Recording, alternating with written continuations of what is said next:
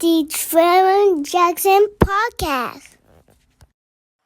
Oh, we got somebody calling in from Seattle, Washington. Hold on. You tapping in the Water Guy TV and Trevor Jackson TV. Talk to us. What up? What's good? What's good? Yeah, so you wanted me to call in to explain what I meant about the Elon Musk getting more welfare than anybody. Thank you. Educate us, family. Okay, Elon Musk, to start up Tesla, he took out loans from the government. Mm-hmm. So he was getting corporate welfare. A lot of the oil barons and everything, each year for their research, just to do research, they are paid by the government. Yeah. That's corporate welfare. That's in the millions and millions and millions of dollars. Thank you for this. Right now, as he's in office with Trump and he's running, he gave him the program called DOGE, mm-hmm. which is supposed to regulate the spending of the federal government. He gives himself tax breaks on his company, SpaceX, Tesla, and the rest of them. They have calculated it to be so far at $8 million a day. Goodness gracious.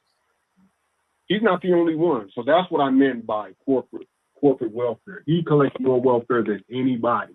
You're going to make me do some research on what corporate welfare is, because I never heard that term before. And I appreciate that, because I like to learn, man.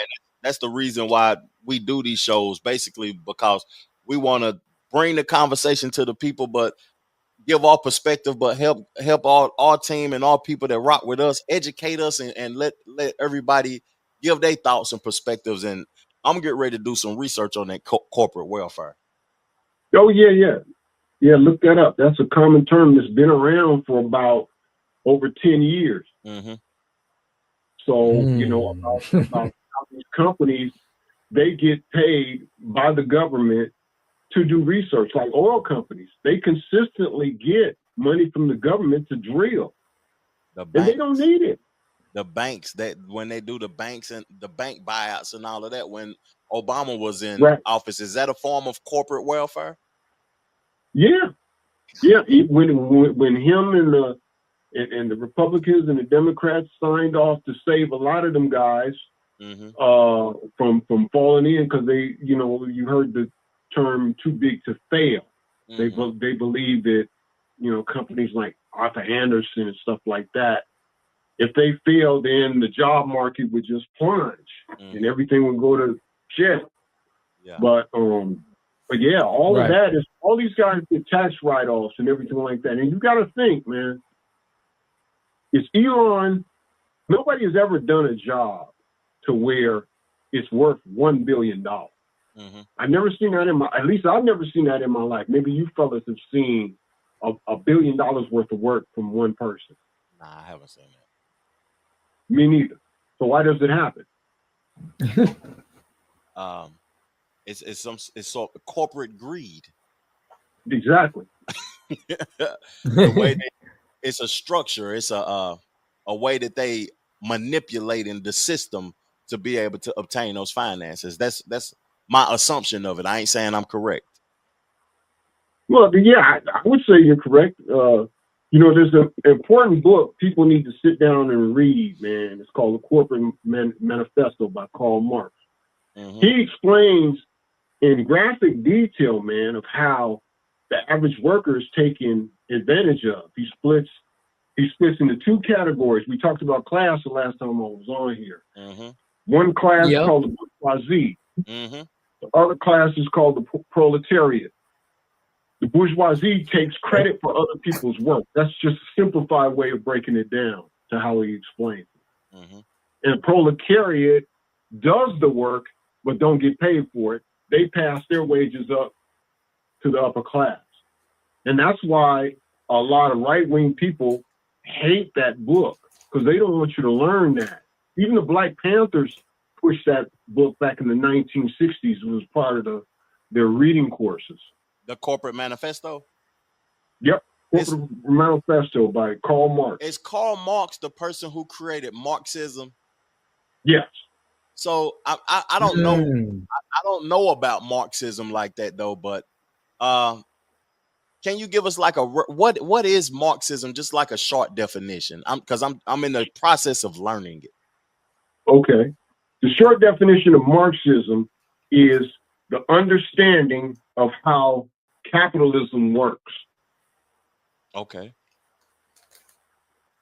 That's it. It's just the explanation, just how I explained how the separate classes in business of capitalism is the proletariat and the bourgeoisie. Mm-hmm.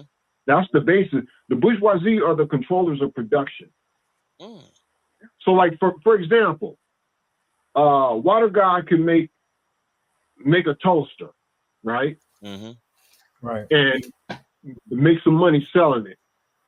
Well, you can turn around and make that same toaster, but then Water God says, "Well, man, you are my intellectual property, homie.